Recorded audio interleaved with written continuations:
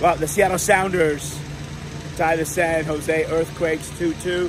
The Quakes get a late goal. Disappointing just in terms of the Sounders are up 2-1, and they really didn't finish the game. And Brian Smesser talked about it. It was one of two things. Either you get the third goal or you run out the game. So here is some post-game video. Or you could say, and those are young kids. That's my point. My point is those are young kids. They try. They do their best. They're energetic. They do their things. They got tremendous potential. Or you could say, you know, where is the group leadership at 2-1 to connect a bunch of passes and just kill the game with good possession, make them chase the ball, you know, no extended. They're 55% to 45% possession. That's not good enough. When you're up 2-1, I get it. I get it. The team that's up by a goal, you know, kind of drops in or, you know, does whatever they can to hold on to the lead, but not here at home. We're actually the home team. And I don't care if it's 2-1.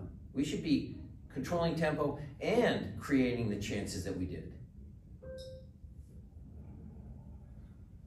Take a long look at the film and take a look at my decisions, you know, to keep kind of basically the same squad, where the rotation should have been there. You know, Danny Levy again came on and had a good shift in there. You know, Josh is energetic, you can see there. You know, I gotta make those choices because we got one more close Wednesday, Saturday coming up here pretty quick. But what I would expect is that if the team, our team, you know, look, understand they had 1 day less rest than San Jose. But if you're not feeling it physically, then up here you can still play smart. You can still connect passes in the first half. You know, establish your tempo. But I guess we did that. With the ball at the end of the game being up 2-1, right? We need to see games out better. Thought we did an okay job of sliding and defending, but just unfortunate play. I don't think we were quite ready for that ball behind, and then, you know, the storyline could have been, you know, we grinded the game out, but now all of a sudden they score the goal, and it's what we could have done differently, right? So goals change games, and it's really unfortunate to concede a goal that late in the game. And then, I mean, there's some sense of, well, if we had scored one more, right? Because coach was saying it's one of the two, right? Absolutely, right? You need to score to get the pressure off defending, right? You know, every play seems to matter when you're at 2-1, right? But if you score that goal, right, it seems just like the pressure is a little bit off, and unfortunate to not get that third, and that's been really a story of our year, right? Not capitalizing on those chances, and against Kansas City it was very similar, right? But we were in control a little bit more. You know, you have to go back a few months to find the last time you guys had this happen to you, but it now has happened 4 times where you guys have given up a late equalizer at home. Yeah. Basically, it seems like 1 goal leads have not, you know, you either add that other one or you give up the equal. I mean, right. How do you guys balance out the way to close these games out without necessarily having to find a goal? Well, I think, you know, getting possession of the ball, right? Feeling more in control of the ball. I think San Jose had 55% possession, and that's a little bit, that's pretty rare to lose the possession battle, I think, at home. So when you're up 2-1, how can you see the game out with good possession, with getting still in behind, being a threat, goal threat, taking our time, getting fouls, little things like that, that we need to be ready for in the playoffs. And today just felt like one of those early games in the year where, you know, we can't score that third. We're conceding the ball. We're not as sharp as we probably should be. And then now we're conceding the goal, and the storyline is, you know, Sounders couldn't, you know, maintain their lead. On the 2 goals, what did you see there? Situation. So I tried to box out the player. You know, he reaches around and scores the goal.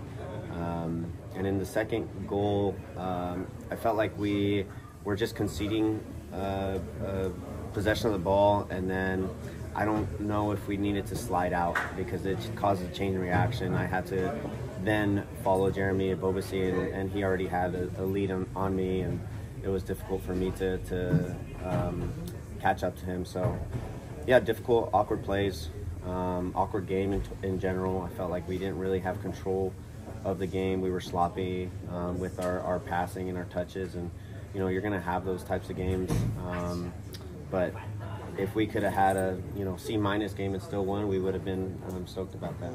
But you guys said you drop a couple points. Yeah, it's frustrating. You can sense it in the locker room after. And it's a missed opportunity for sure. So we're frustrated. Looking at the table, if we were 2 points up, obviously we'd be tied for third right now. So that's a hard one to swallow, especially at home. But we got to push past it. It was a massive game in 10 days or so. And how important is it just to learn from this? And in a way, it's something you did earlier, but now to say, you know what, we got to shut this down because we're the business end. Like you said, you got a game in 10 days. Yeah, we definitely got to learn from it. Get some rest during this time. We've had a congested schedule, so get a few days off, get some rest, and then learn from what we could have done better to close the game out, whether that's scoring the next goal, possessing the ball better at the end of the game, different things that we can look at to close the game out, because obviously we didn't do a good enough job tonight. You guys have dropped down, I guess, 8 points at home in somewhat similar situations where you've just not been able to. You've given up a late equalizer. Is that something that you guys are super aware of? Is it something that you feel like is something that can be addressed? Yeah, I mean, I think I'm trying to think of the game. RSL, right? Vancouver. Yeah, those all was kind of our luck at the beginning of the year, and I think we felt like we pushed past that a little bit and kind of, we're doing better in that aspect. And then tonight we went back at it. You look at if we had won all those games, where we'd be in the table, right? So it's we're obviously close to being towards the top of the table and competing with those teams up there. And but yeah, we got to find a better way to close out games, because if we do have those 8 points, it's a different looking season right now. But we got 4 games to figure it out and keep climbing the table. We play against all the teams around us, so some massive games coming up, but definitely something we need to address. All right, so there you go. I mean, you heard from Brian Smetzer, Christian Rodan, and really, this game was about the Sounders' inability to do either of those two things. You got to do one or the other, but you can't not do both. That is, either get the third goal or you go out and you run out the game. Now, Brian Smetzer, and I agree with him, he said that the transition was better in the second half.